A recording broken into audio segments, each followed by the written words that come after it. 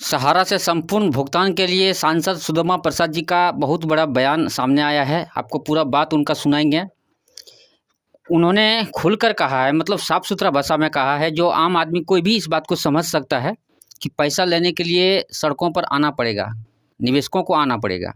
किसी भी सांसद या किसी भी नेता लीडर के भरोसे नहीं रहना पड़ेगा और ना ही किसी संगठन के भरोसे रहना पड़ेगा। उन्होंने स्पष्ट कहा है।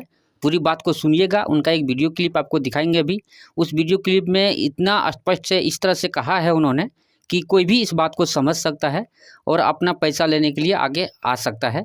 और पैसा जब तक आगे निवेशक नहीं आएंगे, जिनका पैसा जमा है, जिनका नाम बॉन्ड में लिखा हुआ, वो जब तक आगे नहीं आएंगे तब तक पैसा मिलना असंभव है, संभव नहीं है। क्योंकि पैसा सरकार तो देना नहीं चाहता, ये सबको समझ चुका है। लगभग जो लोग समझ चुके हैं वो लोग किसी न किसी तरीक़ा से आगे आ रहे हैं। तो पूरा बात सुदामा प्रसाद जी का सुनिएगा, अंत तक सुनिएगा। पूरा वीडियो क्लिप उनका लगा दिए हैं, पूरा बात सुनिएगा, उसके बाद ही आप कमेंट करिएगा। पैसा उनको देना है, पैसा हमारा है, किसी के बाप का पैसा नहीं है, गरीबों का पैसा है, खेत मजदूरों का पैसा है, रोपनी डोबनी करने वाली महिलाओं का पैसा है, झाड़ू पोछा का काम करने वाली महिलाओं का पैसा है, रिक्शा टमटम ठेला चलाने वाले मजदूरों का पैसा है। करीब 12,000 सहारा के एजेंटों ने आत्महत्या कर ली। ये तो कोई हल नहीं है, आत्महत्या कोई हल नहीं है। लड़ना होगा, पैसा हमारा है, हमारे मेहनत का पैसा है, हमने अपना पेट काट करके, ठीक ना, 4 रोटी खाते हैं तो 2 रोटी खा करके 2 रोटी का बचाया पैसा कि अपनी बेटी की शादी करेंगे, बच्चों की पढ़ाई करेंगे। ये हमारा खून पसीना का पैसा है और हम उसको लेंगे, लड़ेंगे। सहारा के जो निवेशक हैं उनको भी सड़क पर आना होगा, उनको भी कम से कम ये कहना होगा कि मेरा पैसा वापस दो, शुद्ध सहित वापस दो। पैसा उनको मिलेगा यदि सहारा के निवेशक सड़कों पर निकलकर अपने पैसे की मांग करें। वो सिर्फ एजेंटों के भरोसे नहीं बैठे रहे या किसी नेता के भरोसे। रहीमन चाक को मार के मांगी दिया न दे, आ मुंह में डंडा डाली के जो चाहे सो ले, ठीक ना। अगर 13 करोड़ कम समझते हैं, 13 करोड़ का मतलब हो गया 65 करोड़। एक परिवार में जरूर 5 आदमी होता है, 65 करोड़, आधी आबादी हो गई। ये आधी आबादी उतर जाए सड़क पर तो कौन माई का लाल है जो सहारा निवेशकों का पैसा नहीं देगा? सूद सहित देना हो नहीं। ये किसी तरह से जहां कहीं पैसा है, 2 पैसा दिखाई पड़ता है इन लोगों को, ये लोग नीति बनाता है कैसे उसको खींच करके अडानी अंबानी के यहाँ पहुंचा दिया जाए। उसमें से आधा पैसा संघ भाजपा का होगा और आधा पैसा अडानी अंबानी का। पोर्टल का क्या मामला है भाई? पोर्टल, आप पोर्टल चिल्ला रहे हैं। पोर्टल क्या है? पोर्टल का खेल के अधिकारी हैं, उच्च अधिकारी हैं, उनके खिलाफ में गिरफ्तारी का वारंट जारी हो रहा है। तो वहां पर तो सहारा इंडिया के एजेंटों ने, निवेशकों ने बड़ा मैंने योगदान दिया सरकार को बचाए रखने में, गठबंधन की सरकार को फिर से टिकाए रखने में। और मैं समझता हूं कि बिहार में एक एजेंडा है, बिहार में भी पूरे सहारा के निवेशक, हमारे यहाँ तो करीब लगता है कि 2.5-3 करोड़ सहारा निवेशकों की संख्या है बिहार में है। और बहुत माने भारी पैसा बिहार का ही है, झारखंड का ही है। तो एक मुद्दा बनेगा। अभी हम लोगों ने बिहार में एक राज्य स्तरीय सम्मेलन किया था सहारा निवेशकों का, फिर बाद में उनकी बैठक की और इस पर रणनीति बनाई जा रही है। व्यवसायी और सहारा निवेशक मिल करके माने बाजी पलट देंगे बिहार का, आप तय मानिए। बिहार चुनाव में जो व्यवसायी हैं, जो दुकानदार हैं, जो अभी कहिए कि माने घोर अत्याचार के, जुल्म के, दमन के, लूट के, हत्या के शिकार हैं, वो किसान मजदूर तो हैं ही, छात्र युवा तो हैं ही, दलित अति पिछड़ी जातियां तो हैं ही, जिन पर कहा जाए कि सामंती कहर जो है, बलात्कार की घटनाएं हैं, लूट की घटनाएं, हत्या की घटनाएं, सबका बदला लेगी बिहार की जनता। और उसमें व्यवसायी और सहारा निवेशक बढ़ चढ़ करके हिस्सा लेंगे सरकार को बदलने में। बदलो सरकार, बदलो बिहार। निराश होने से क्या होगा? करीब 12,000 सहारा के एजेंटों ने आत्महत्या कर ली। ये तो कोई हल नहीं है, आत्महत्या कोई हल नहीं है। लड़ना होगा, पैसा हमारा है, हमारे मेहनत का पैसा है, हमने अपना पेट काट करके, ठीक ना, 4 रोटी खाते हैं तो 2 रोटी खा करके 2 रोटी का बचाया पैसा कि अपनी बेटी की शादी करेंगे, बच्चों की पढ़ाई करेंगे। ये हमारा खून पसीना का पैसा है और हम उसको लेंगे, लड़ेंगे। इस मामले में अभी तक की उपलब्धि ये है कि इसको लेकर के सुप्रीम कोर्ट में केस लड़ा जा रहा है। कई माने संगठन है एजेंटों के, सहारा एजेंटों के, और हमने बिहार विधानसभा के अंदर, लोकसभा के अंदर उठाए ये सवाल। लेकिन सहारा के जो निवेशक हैं उनको भी सड़क पर आना होगा, उनको भी कम से कम ये कहना होगा कि मेरा पैसा वापस दो, शुद्ध सहित वापस दो। पैसा उनको मिलेगा यदि सहारा के निवेशक सड़कों पर निकलकर अपने पैसे की मांग करें।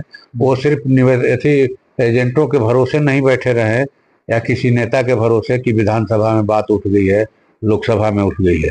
हमने देखा लोकसभा के जरिए, राज्यसभा के जरिए कृषि कानून लाए गए थे, लेकिन दिल्ली के शाहजहांपुर बॉर्डर पर, टिकरी बॉर्डर पर, गाजीपुर बॉर्डर पर, माने हरियाणा, पंजाब सहित पूरे देश के किसानों ने 1 साल 13 दिनों तक अनिश्चितकालीन लोकतांत्रिक ढंग से धरना दिया और मोदी सरकार को घुटने पर ला करके खड़ा कर दिया। 750 किसान शहीद हुए, लेकिन कृषि कानूनों को वापस करा करके माने। तो ये तो उदाहरण है कि रहीमन चाक को मार के मांगी दिया न दे, आप मुंह में डंडा डाली के जो चाहे सो ले। ठीक ना? अगर 13 करोड़ कम समझते हैं, 13 करोड़ का मतलब हो गया 65 करोड़। एक परिवार में जरूर 5 आदमी होता है, 65 करोड़, आधी आबादी हो गई।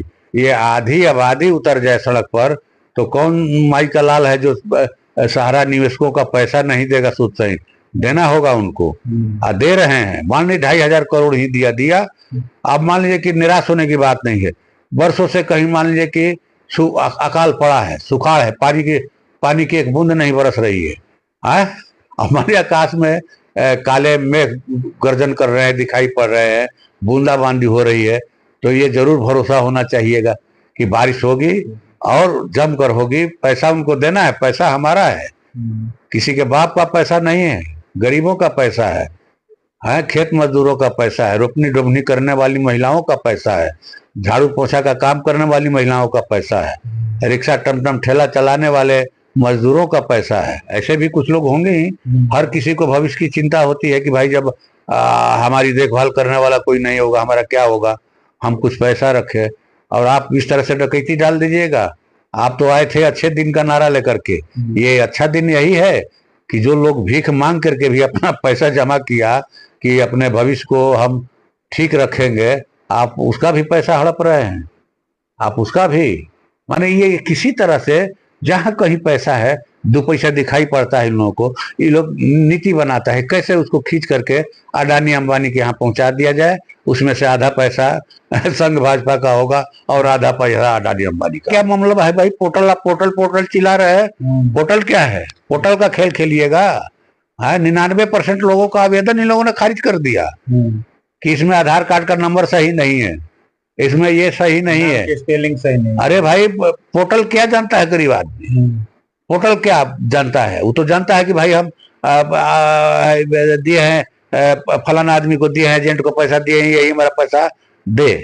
तो उसके जरिए दिलवाइए, आप दिलवाइए ना भाई। आदमी जो पैसा जमा किया है, किसको जमा किया, तो जो चेन है आप इसको भंग करके, तोड़ करके सब गड़बड़ हो जाए और सब लोग निराश होकर के घर में बैठ जाए।